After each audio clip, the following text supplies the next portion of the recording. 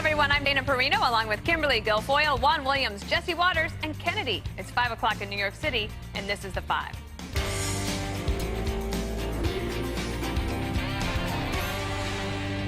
We are getting close to health care. We'll come up in the early to mid part of next year. We're going to have a vote. I think we already have the votes. We feel confident we have the votes.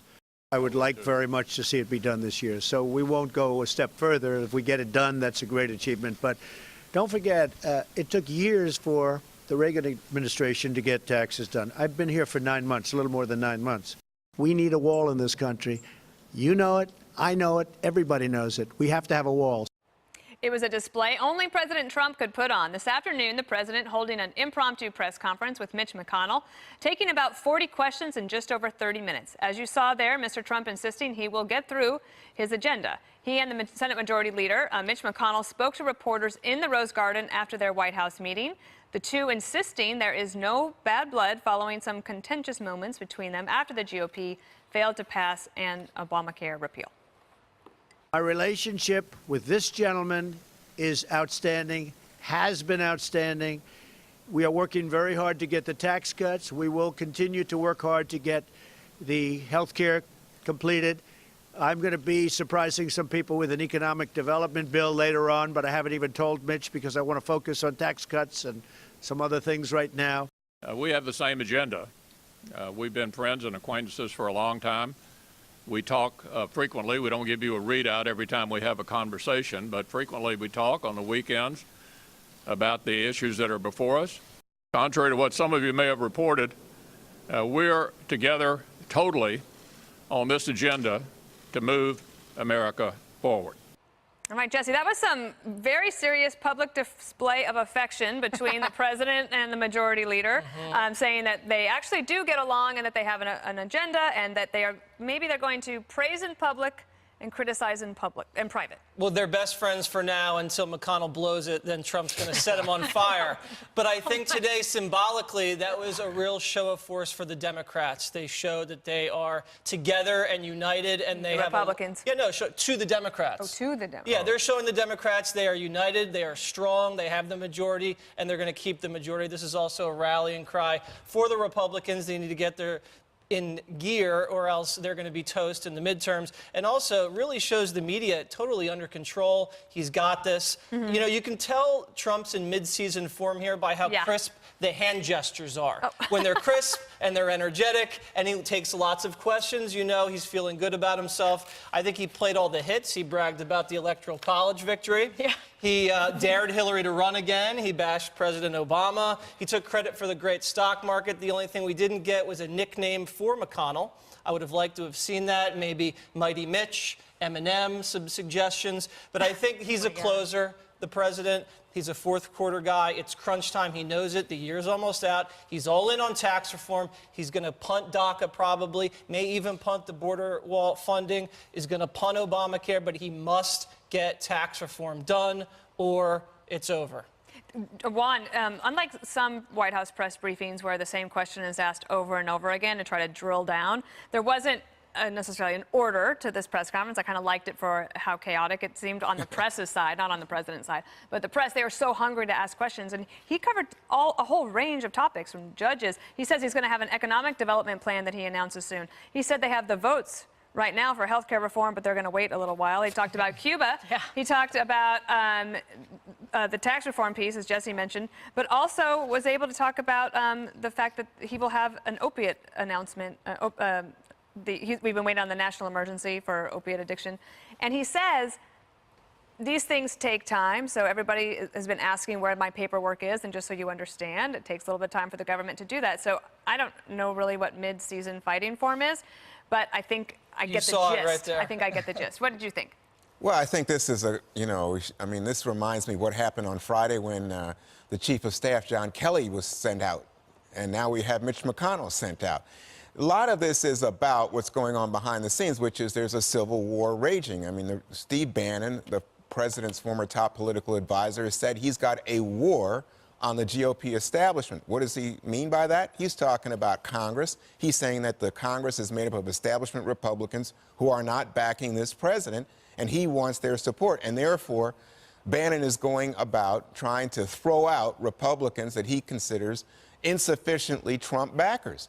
Right. Now, you got that, plus you've got the president at war with a leading member of the Senate, Bob Corker, and that hasn't stopped. That just went on over the weekend, Dana. So you have the president saying, oh, you know, don't pay any attention to these people. It's not true. What Bob Corker says is crazy. And then not one member of the Senate, including Mitch McConnell, say anything different. I mean, and that said, though, Kimberly, Bob Corker is actually working with Tom Cotton on the president's Iran deal that they need to get done. So perhaps there's a lot of the, I don't know, the relationship intrigue is masking some actual work that's happening behind the scenes. I'm not positive about that, but yeah, but I think that's a significant point to make when you see someone like, you know, Tom Cotton, who's widely respected in the area of, you know, foreign policy, has been a very strong, you know, vocal opponent against Iran and the deal, saying that that wasn't an appropriate, wasn't a good deal for the United States. So Corker's working together with him. That's what you want to see, not just the tweet storm, but you want to see actually. And he's doing, and Cotton is working with Corker to make that happen. That's what I'm saying. So I think that's very good. So that to me is more indicative of what's going on than perhaps some tweets here and there. And then I think, you know, this is a unique opportunity to kind of like reset the relationship with McConnell and the president, but nothing will make it more believable than some wins on the board. And they do need to get, you know, tax cuts in. They do need to have a budget that fully funds the military, because we're not in the best position since the Obama years in terms of fully funding and being combat ready. All of these things are important, and the Republicans need to pick up 3 to 4 seats in the Senate so that they can actually continue to get legislation through, so that the president won't have this problem every time getting through his agenda, because it's been a little bit of a slow start, you know, get the training wheels off, and now they've got to push it through. Before we go to talk more about the whole Bannon movement, I do want to just capitalize on this, because Kennedy, I know you've been covering this on your show as well. This is Senator Graham and talking about the Republicans actually needing to get tax reform done.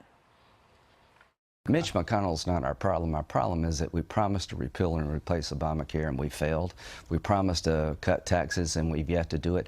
If we're successful, Mitch McConnell's fine. If we're not, we're all in trouble. We lose our majority, and I think President Trump will not get reelected.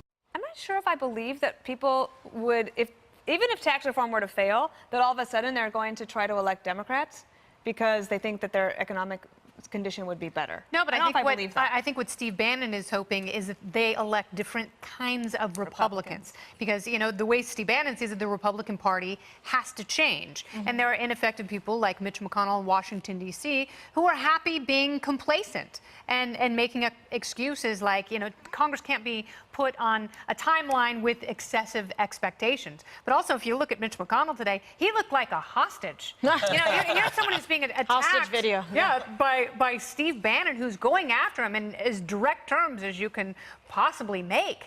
And, you know, Bannon on Hannity and at the Values Voters Summit, he's naming Mitch McConnell. And people who are in line with McConnell, they're the ones whose heads are on the chopping block. And, you know, the president has been tweeting at the Senate Majority Leader, but then he's standing next to the president who's saying, no, we're best friends, this is great. And Mitch McConnell has to be very emotional and confused today, trying to figure out who are his friends, who are his enemies, who is he fighting against. But I think Lindsey Graham sort of brings it into focus. And the point is, don't be distracted by social media or operatives who are no longer in the White House. Do your job. Pass the bills. Do your work. Lead the Senate Republicans and get something done that's good for the economy and for voters who put you there. Well, let's listen to what Steve Bannon said over the weekend, and then the Trump-McConnell soundbite, if you could put those together. It's a season of war against a GOP establishment. We need to move with urgency. The President of the United States deserves respect and deserves their support. And you can come to a microphone, and you can say, I am not going to vote for Mitch McConnell for Majority Leader. Steve's been a friend of mine for a long time. I like Steve a lot. Steve is doing what Steve thinks is the right thing. Some of the people that he may be looking at, I'm going to see if we talk him out of that, because frankly, they're great people. My goal as the leader of the Republican Party in the Senate is to keep us in the majority. The way you do that is not complicated. You have to nominate people who can actually win, because winners make policy and losers go home. That's my approach. That's the way you keep a governing majority. So, Jesse, I imagine that Mitch McConnell probably spent a lot of time during the lunch with President Trump explaining his position. I'm not a big fan of Mitch McConnell, but I thought that statement by his was dead on. What does he say? Winners are in the Senate and losers, they go home? Exactly. What did he rattle off when he talked about all the losing candidates that the Republicans nominated for Senate back in the day? Sharon Angle, Todd Akin, some of these O'Donnell. Yeah. They're flamethrowers, and they burst onto the scene through the primaries by the help of the grassroots, and then they get shredded in the general, and then where's your Senate seat? Oops, the Democrats have it. So you don't want to cut your nose off to spite your face. I think that's what he's saying. He wants to stay in the majority. And I don't mind Bannon trying to primary guys. If you're going to primary people, maybe primary the people that sunk Obamacare repeal and replace. But that's not the case with Luther Strange in Alabama. I know, and I understand that, and that's the fight that the Republicans are going to have to make. And I'm worried about them spending boatloads of dough on races and seats that don't really matter when there's competitive seats. As you know, there's a lot of Democratic seats exposed in 2018. Right. Republicans have an opportunity for a little wiggle room. Pick up where wins. they could lose Rand Paul or And save lose the a money Ted for the Cruz. generals. Right, and still have that slim majority, 51 votes to get there. Right now, they don't have that opportunity. So one of the things Bannon said over the weekend at the Voters Value Summit is, we're cutting off your oxygen, Mitch McConnell. And what he meant by that was, we're going after Republican donors who are not satisfied that the Republican Senate has not advanced the legislation. They're not particularly wed to Trump, although Bannon is, but they want progress. They want to see something from the Republican domination of the House and Senate.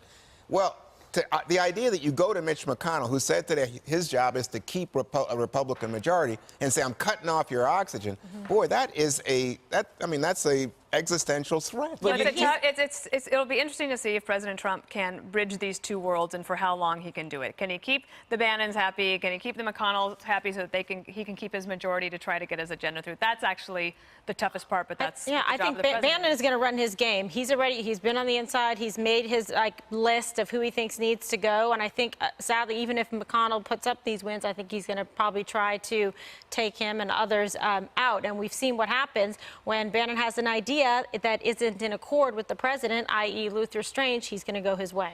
Okay, well, we're going to keep talking about this throughout the week, I'm sure, but we're going to move on now because he deserted his platoon, he betrayed his country, but Bo Bergdahl blames President Trump for his admission of guilt today. Hear why from Bergdahl himself next.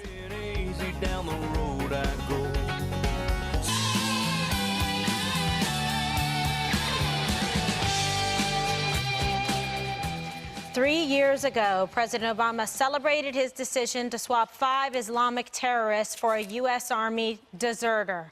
Today, Bo Bergdahl pleaded guilty to charges he endangered his comrades by abandoning his post. President Trump, like a lot of other Americans, was livid about the Bergdahl trade and expressed it frequently on the campaign trail. I get tired of watching a Sergeant Bergdahl deal. We get Bergdahl, a traitor. They get 5 killers that they've wanted for years. We get Sergeant Bergdahl, a dirty, rotten traitor. 6 people died going after him. 6 people died going after Sergeant Bergdahl. We get Bergdahl. Our president doesn't have a clue. He's a bad negotiator.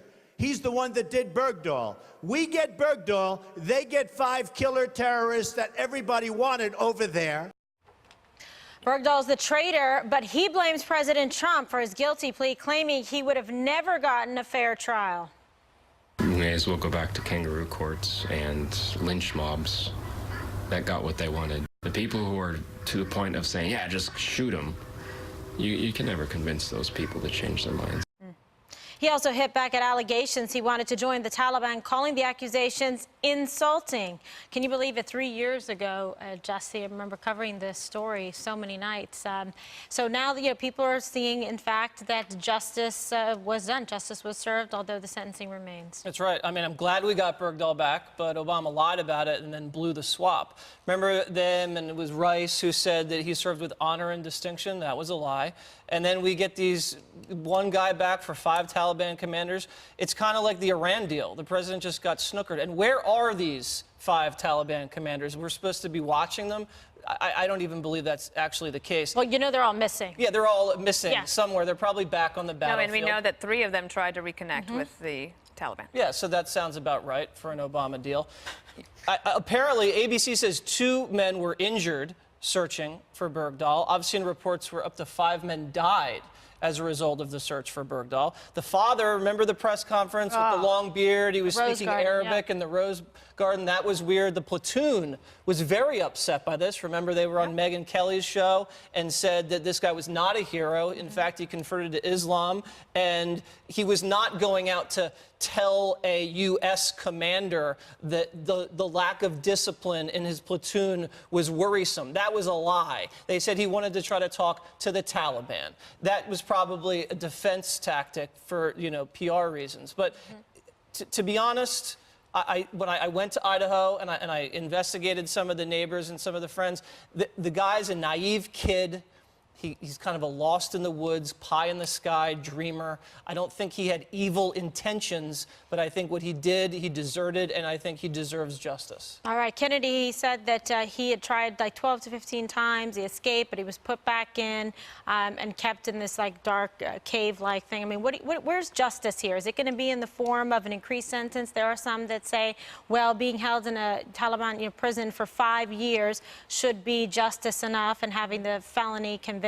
What do you say? No, I really, and I'm going to interview Judge Napolitano on my show tonight about this, and I agree with him. I wish there were a trial, because I think there are a lot of questions that remain, and questions around the circumstances of his desertion. And think about it, if you were accused of these horrific acts, and those acts leading to the death or injury of people that you served with, if you felt you were innocent, why would you cop a plea?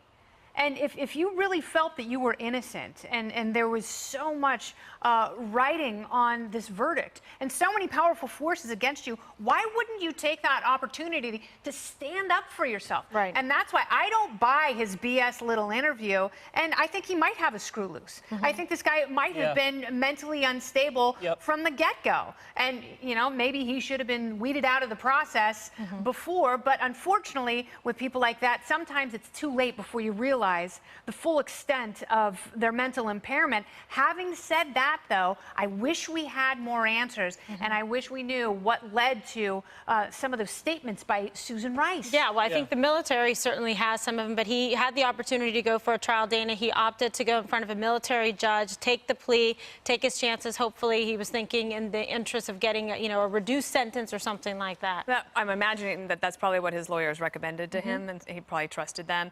General Jet Keane, earlier today on the Daily Briefing show, he talked about how the military had kind of screwed this up because they had not, that he could understand how when it got up to President Obama that the information was not complete. And so did they embellish? Possibly at the White House, but at this point, this whole episode has made it more difficult for the United States in negotiations to get hostages back from other hostile entities. Yeah. So there's a real consequences. Regardless of the justice, there are also just ongoing consequences for what happened. All right, Jack Keane's the best. You should have him on every day. I don't understand why conservatives take delight in beating up a member of the U.S. military, but so be it. But I must say that the military, well, he's a convicted, the military said deserter. itself That's why. that the top commanders recommended that there not be punishment for Bo Bergdahl. And then, of course, that was reversed, and now he's back in the trial situation. But remember, this is the military who said that. Secondly, what did we hear from Bergdahl?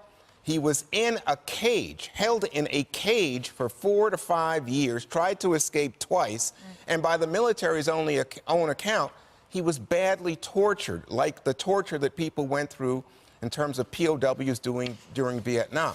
Now, Bergdahl says he was not deserting. He says he was going off to talk to a commander about the failures, lack of discipline inside his own platoon. That's what would have been interesting to hear at a trial. But this kind of presumptive, oh, he's a bad man, he's a traitor. You know what? I would say let the military talk about Bo Bergdahl. And what we've heard is less condemnation from the military than we've heard from conservative commentators who are looking to lash out at Bo Bergdahl. And I don't see why people are so leaping somehow like he's their, he's their bad boy, you're going to just beat him up? I don't get it. Because you know why? Because he's a criminal and he's a deserter, and he seriously caused people to be injured. He is not a deserter, yes, it he is. And let me says. tell you something. That's what he says, Kimberly.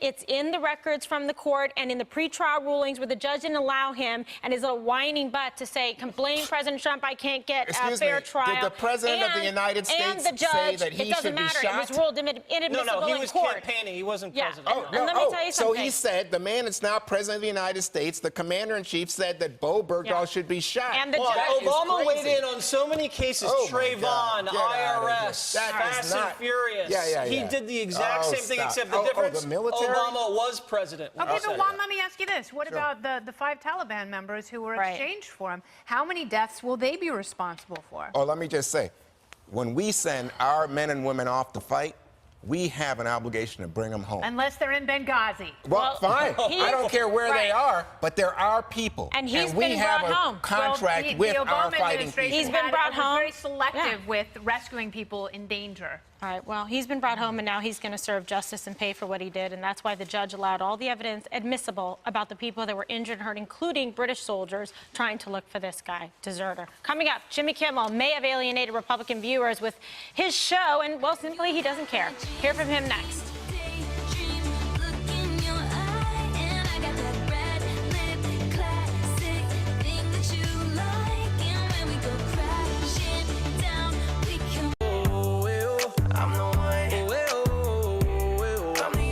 Jimmy Kimmel has lost a solid chunk of his audience with his frequent political rants on healthcare and gun control. But he doesn't regret turning off conservative viewers. 3 years ago, I was equally liked by Republicans and Democrats, and then Republican numbers went way down, like 30% or whatever. And, you know, as a talk show host, that's not ideal, but I would do it again in a heartbeat. So you don't mind if Republicans turn off your show? They're not watching anymore? I don't say I don't mind. I mean, I love for everyone. I want everyone with a television to watch the show. But if they're so turned off by my opinion on health care and gun violence, then I don't know. I probably won't want to have a conversation with them anyway. Good riddance? Well, not good riddance, but riddance. Wow. Kimberly, I like Kimmel. I'm not going to badmouth him, but... He used to be my favorite. Yeah? I'm breaking up with him. I don't know. I mean, you don't want to be the Jamil Hill of late night and alienate half your audience.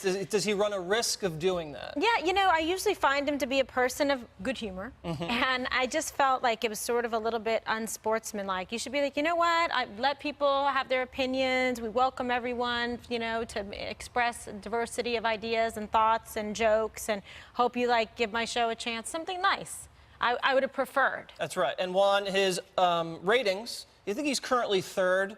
Fallon, I think, is 2, and Colbert has really rocketed to #1. Where does Jimmy Kimmel stand if he's going to be kind of to the left of center now? Didn't hurt Colbert, did it? Right. Not at all. But does he Colbert have went that to market share? #1. I'm sorry? Does Colbert own that left-wing market share? I don't know. But, you know, I was just looking at the numbers, and he's up year over year from 15, 16, 17. He keeps getting bigger and bigger with the demographic, the 18 to 49-year-olds. So I don't think it's hurting him in that regard. What's interesting to me about this is you think about, he speaks out on health care, and he speaks about it in a very emotive way, and then the critics, especially the conservative critics, say, oh, he's too emotional. He's not anything to do with substance. And then he speaks out about the gun control issue after Las Vegas, and they say, oh, he's too emotional, he's too emotional. We shouldn't be discussing it. This shouldn't be stuff that a late-night comedian has any input on. Well, then who? I mean, the conservatives just want people to shut up? I don't get it. No, well, I think the point was that he was called the conscience of the nation when he spoke out on guns and health care. And then Weinstein came around and he said nothing and got hammered for that, you know, saying, where are you now, Jimmy? That was the criticism. Right. So it's sort of like with Hillary Clinton. She was willing to speak out on all these issues and then waited several days because they're friends and they have the past relationships. So he took a risk. In doing this, but you know, it's interesting also his boss, Bob Iger, told the New York Times, the show is to entertain. I think you should be careful. Sort of like a gentle, like, let's try to keep as much audience as we possibly can. But late night shows don't do poorly if they go after President Trump. I mean, that has actually been working for several of them. That is a fact. You think he's just keeping it real and he doesn't mind taking the hit with the ratings? No, I think he's in a bubble. and that's a problem, and he only wants to talk to people who agree with him. That's always a big deal. That's why Bob Iger is pushing back, because the country is a lot more than New York and LA. And you also have to be funny. The thing about Colbert is he's better at satire. Remember, he did a show in character for years.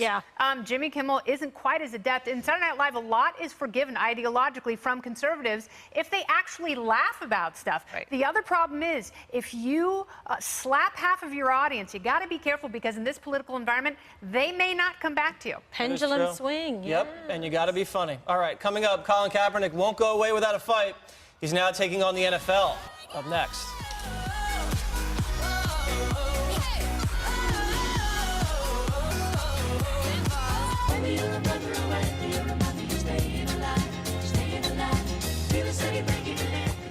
Colin Kaepernick's been unemployed since March after leaving the 49ers following a season of political protest on the field. Now he's filed a grievance against the NFL owners, claiming they're colluding to keep him out of work. His lawyer, Mark Aragos, also suggests President Trump is to blame for the, quote, provocations. The filings demand an arbitration hearing on the matter. So, does Kaepernick have a case? We go to our football expert, Dana. Oh, me? I thought you were going to go to legal and football expert. Yes, Kimberly, go for it. I was just surprised when they said collusion, they didn't blame the Russians as well, because that's been going around. I just have to assume that if this guy was really good, he'd be on a team. Well, that's not the case. He's good enough by everybody's measure to be a backup quarterback. Dude, he brought the 49ers down, a football dynasty dragged down to nothingness, right? Is that what you're saying? About politics? What? About politics? No, I'm just telling you, I don't think he was very good. He wasn't a closer. Right. He didn't put up wins. I think he had decent talent. I don't think he's a star. He's not like a Montana. He's not like, a Steve Young. He's not a Peyton Manning. He's not even an Eli Manning. He's not a Roger Staubach. He's not, I don't know who he is. He's not a Phil Simpson. He's not. I mean, I could go on and on. He's not even Chelsea Manning. There we go. Oh my God. According to all the measures, all the people who are football experts, he definitely should have a job as a backup or a starter now that people are getting injured in the NFL. I don't know. He wants to be a starter. That's what he said. Here's the thing. In this country, and this is what I like about private enterprise, if you don't want to hire someone, you don't have to hire someone. And it doesn't necessarily mean that all the NFL owners are mean girls and they're talking behind your back. They see that fans aren't tuning into the games. Look at the LA Rams. They can't even get fans to go to their tiny interim stadium. They get a third of the people that go see UCLA and USC games. And this is an NFL franchise that the city has been begging for, and fans are just not engaged, and they're losing interest. And I think that's what the owners are paying attention to. It's not necessarily the president, because these Trump supporters came out after the president's comments that the owner should fire the SOB players, and they said, no.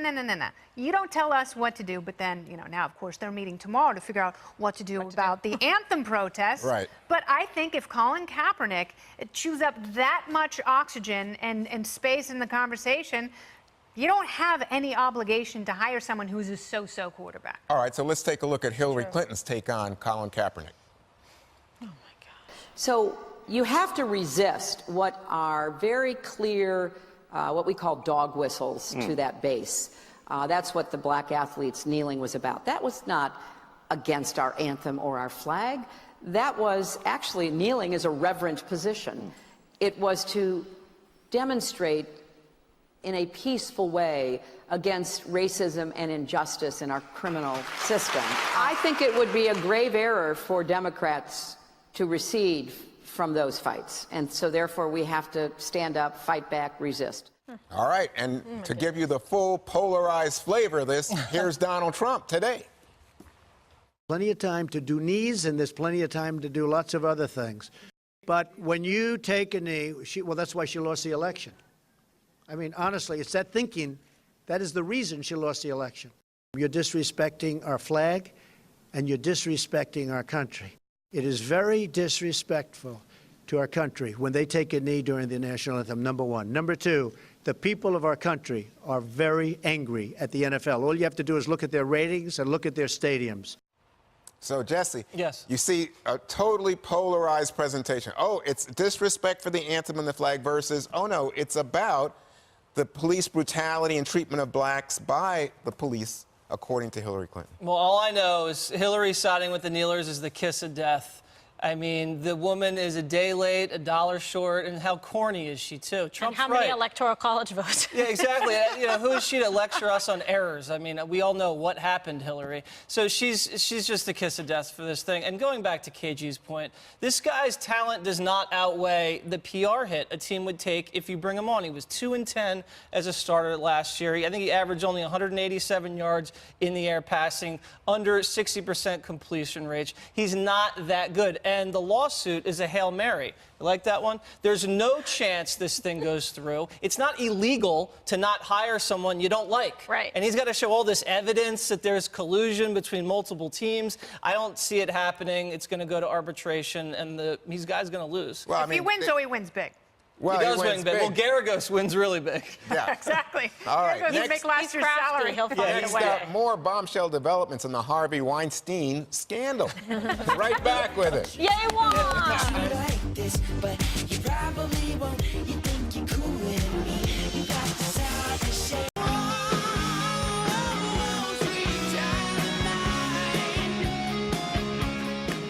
Metal.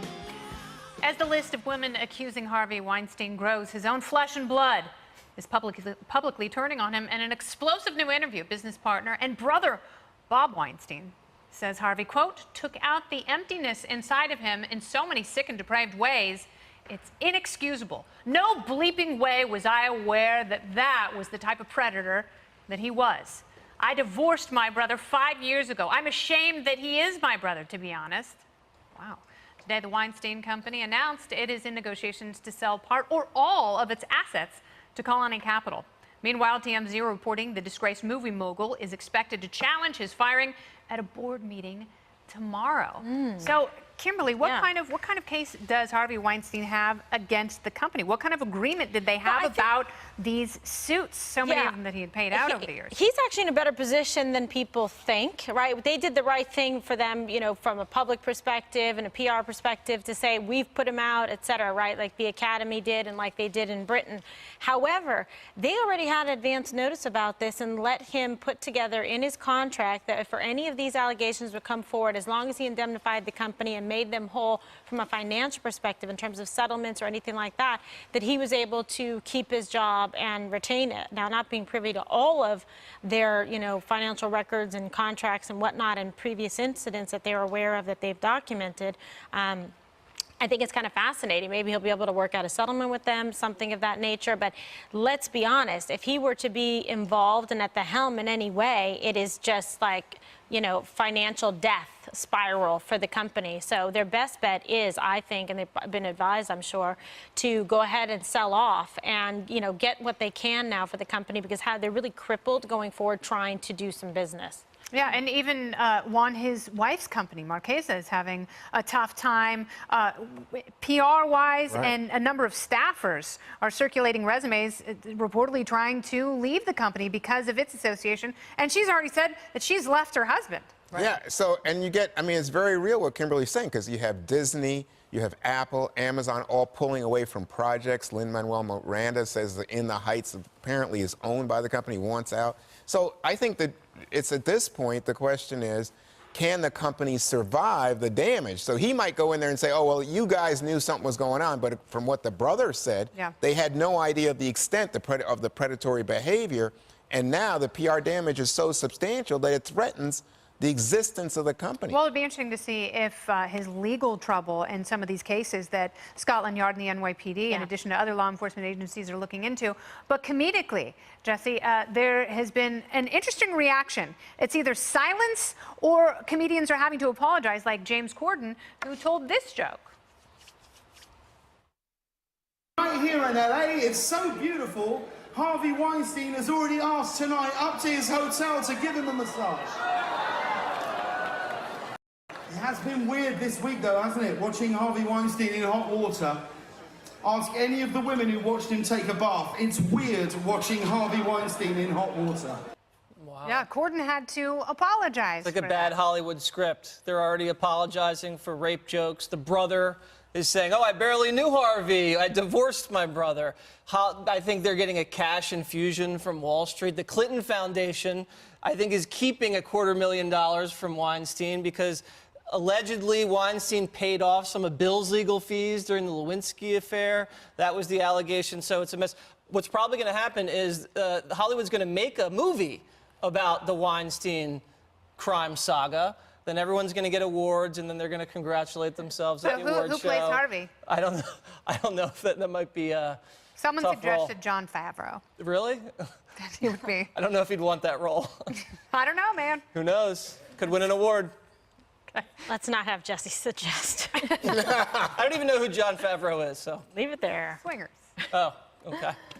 Dana, what do we do here? We figure out a way to get through this segment. It is pretty amazing that this story lasts for 10 days. So I'm really curious about what happens in that board meeting tomorrow and how much of it leaks out. And does he leave rehab in Arizona to go to the board meeting to A plead his case? teleconference from sex you get a rehab. pass. It's like a rehab furlough. Oh, he's gonna call in. He's going to call in. Yeah. He gets a lifeline. Call a friend. Phone a board. Yeah, he's gonna. Don't call your brother. I don't think well, gonna not call anymore. a friend. No one's gonna pick up. Okay. It's That's very. all I got. It's lurid. It's tragic, and the story continues to grow. And we'll see what happens tomorrow. Of course, one more thing. What's happening? Got my first real six string, bought it at the 5 and dime, played it till my fingers bled. It's time now for one more thing. See, this time I remembered it was my turn. And I am going to go first. So I have two quick things. Like, this is how Gutfeld does it. Tomorrow on the Daily Briefing, I have a very special guest. For those of you who watch The Five know I love Dierks Bentley and his music. He's going to be on tomorrow to talk about his involvement in the new movie, Only the Brave, about the firefighters that died in Arizona. Do you remember that? And then he was also in Vegas last week visiting victims. So he'll be here to talk about that.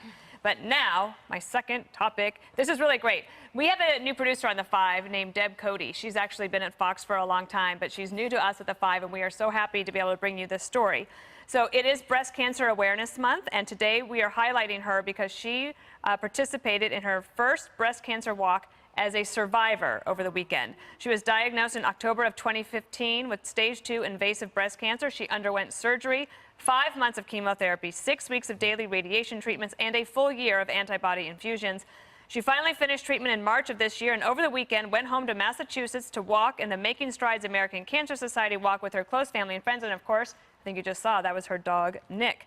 Her Making Strides team raised almost $10,000 for the American Cancer Society, and she hopes that those funds will help others diagnosed with breast cancer also survive. The one thing she asks of all of us women that are watching, don't pass up on getting your mammogram. Absolutely. So everybody make that pledge to each other, and Yes. I will do the same. God bless. February. Very happy for Yes. them. True Well done. fighter, true warrior. All right, Juan. Well, there's a chill in the air, as you can tell. It's actually getting pretty cold here in New York. And soon we turn our clocks an hour back, and of course, we're just 2 weeks away from Halloween. My neighborhood, I got to tell you, I think all American suburbs right now, it's spider webs, it's pumpkins out the kazoo, and then of course painful. you got ghosts hanging from the trees. It's beautiful. Anyway, so this means the costume stores are already doing big business. So as a public service from the Five, we want to show you a few cans for the most controversial Halloween costumes of 2017. There you have The Wall. Now, some people say that's actually the album can. About Pink Floyd? Yes, but actually... Is that Jesse? No, but it Trump looks is like the it wall, could be as I Trump's always say. wall. So I don't know. But then, look at the second one. Sexy border control agent. Oh, that's KG in that case. Is that right? You're going down to the If I'm border, the wall, KG? she's the agent. All right. And then the Or final Jesse. controversial one, Anne Frank. A lot of people think this is not cool, not appropriate, not to be made fun of, given Anne Frank's terrible story. Who came Anyway, up with that one? get ready for Halloween. Wow. Okay, All that right. was Kimberly. that was a little awkward. Thank goodness this is a perfect segue. It's time for Kimberly's Royal News. Da, da, da, da, da, da, da. Indeed. All right, so it's looking shiny, huh? I think sparkling from the Windex. All right, take a look at this amazing video taken today of the Duchess of Cambridge, Kate Middleton, dancing with Paddington Bear, of course, and delighting children on her return to royal duties after sadly suffering acute morning sickness. That does happen to her when she gives birth to royalty.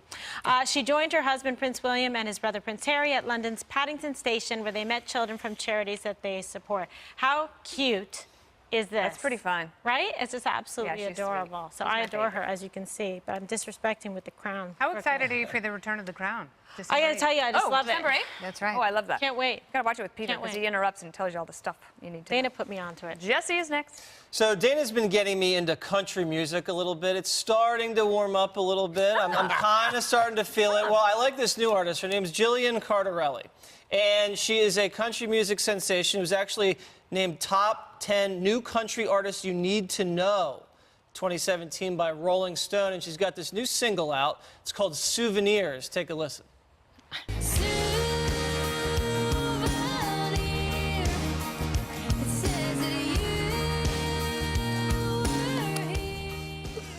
There she is. And Jillian, I think, has joined us today. There she is. So you can grab the new song over at Apple Music or Spotify.